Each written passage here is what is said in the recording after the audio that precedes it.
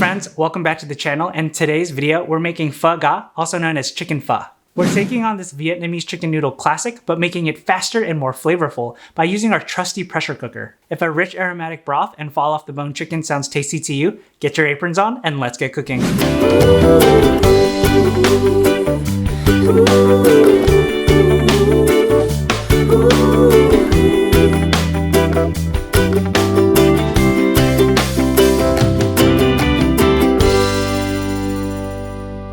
To the channel, I'm Geronimo, and I'm a professional chef and product designer in the San Francisco Bay Area. Alright, to kick things off, we're going to grab our pressure cooker because this is going to be a one-pot wonder.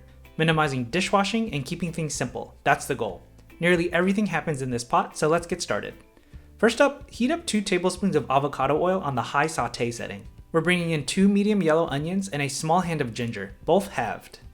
Lay them in the pot, cut side down. We're going to char them to perfection on one side for about 5 minutes. This isn't just for show. Charring brings out a sweet, smoky depth that'll make our pho broth nice and complex. Now, let's spice things up a bit. Reduce the heat to medium and toss in 3 star anise pods, 1 tablespoon of coriander seeds, a whole cinnamon stick, and 5 whole cloves. Let's not forget the 3 lightly smashed cardamom pods. Give them a quick toast in the pot for about 1 to 2 minutes so that we can wake the spices up, releasing their oils and aromas to unlock even more flavor for our pho broth. Next, it's time to bring in our protein, chicken drumsticks. Use 6 to 8 pieces here, and I like using drumsticks because they bring the perfect combination of juicy meat, just enough fat for richness, and bones packed with gelatin to create a lush, velvety broth.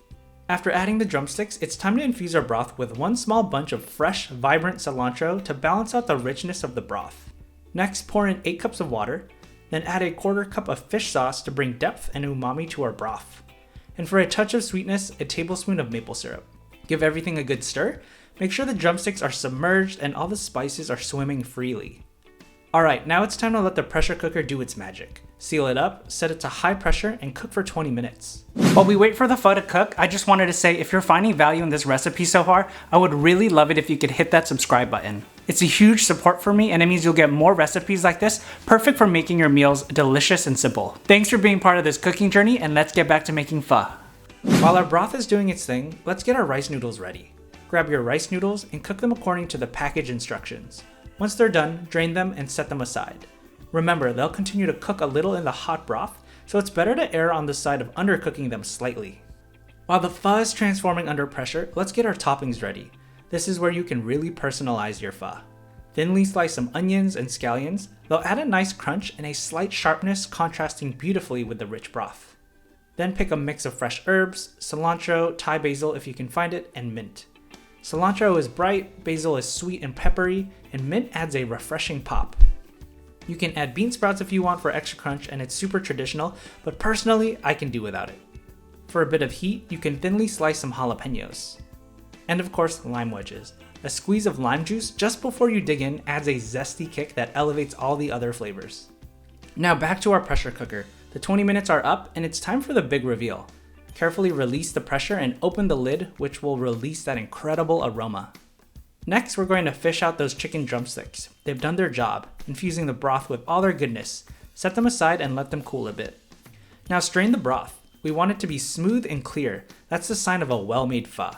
Discard the solids. They've given their all to Flavortown, and if you see any excess fat on the surface of the broth, just skim it off. It's time to taste. Grab a spoon and give it a try. This is where you become the flavor artist. Adjust with a bit more fish sauce if it needs more umami, salt for, well, saltiness, or a touch more maple syrup for sweetness. Alright, let's bring it all together. Grab your prepared rice noodles. They should be cooked just right, tender but not mushy. Layer them in your serving bowls. Now grab a chicken leg or 2 and place it over the noodles. Then pour that golden aromatic broth over the top. And make sure it's boiling hot. That's the traditional way. Finally, top it off with your prepared onions, scallions, herbs, bean sprouts if you want, and jalapenos. Serve with a side of the lime wedges and hoisin and sriracha sauce for dipping. And there you have it, folks. A bowl of chicken pho that's got layers of flavor and texture that will warm up your soul. Let's dig in.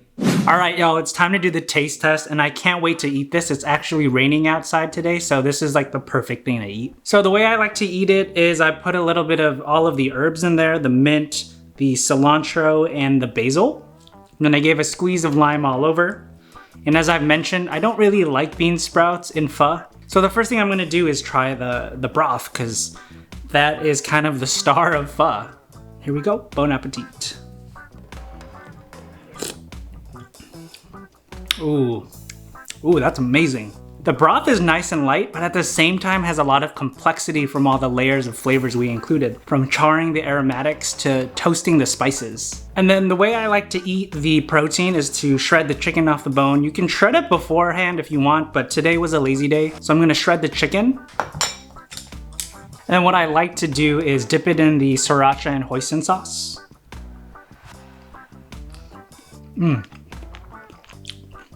The chicken's super tender, and it's nice to dip it in the sauce that's kind of savory and spicy and sweet at the same time. And last but not least, we gotta try the noodles.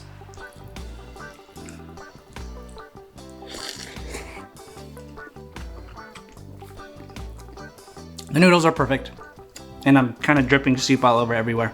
Overall, this pho is incredible, and I can't wait for you to make this at home in your trusty pressure cooker for fast flavor and incredible taste. If you enjoyed this video, check out my video here, where I show you how to make my favorite soup of all time, Hawaiian oxtail soup. Thank you so much for watching, and if you enjoyed this video, please leave a like and subscribe, and I'll see you in the next one.